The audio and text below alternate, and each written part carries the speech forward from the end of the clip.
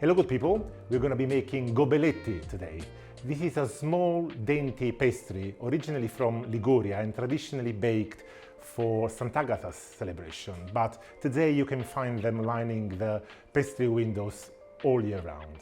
Making the pastry couldn't be easier. Everything is done in a food processor by adding the butter, then sugar, a pinch of salt as usual, the unmissable vanilla, 1 egg, and some lemon zest.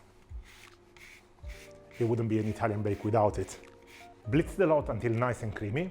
Add the flour. When the pastry looks nice and smooth like this, wrap it in cling film and let it rest in the fridge for about half an hour, better if longer.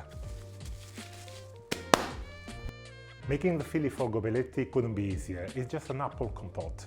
So we've got apples and they go in a saucepan, lemon juice and sugar. We will be simmering the lot for about 15 minutes until the fruit is nice and translucent. We want to end up with a very soft texture with some pieces of fruit left behind. And when the fruit is nice and soft, it's time to take it off the heat. Set it aside for later to cool, and if you'd like a finer texture, you can always mash it down with a potato masher. Our pastry is set and ready to work with. We're going to be rolling it down to about 5 millimeters thickness. Turn it around very often while you do this. You can smell the butter and the vanilla. This is fantastic. Not only this pastry is very easy to make, it's super easy to work with. So we're going to be cutting discs of pastry to fill our Gobeletti molds, and you want to fit them snugly inside. Make sure the molds are nice and buttered, otherwise you'll never take them out again. You can trim off the excess pastry with the back of a knife.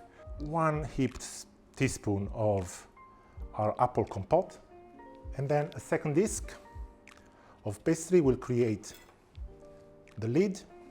Just gently pinch the edges to seal them, trim off the excess pastry.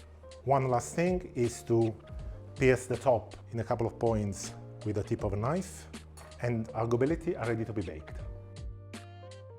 Once you take the Gobeletti out of the oven, let them cool down for about 10 minutes, so it's going to be easier to demold them.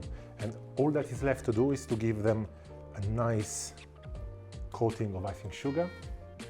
Now I've made mine with the usual apple, the traditional apple compote, but you can really use whatever jam you fancy. Apricot and peach would work perfectly well.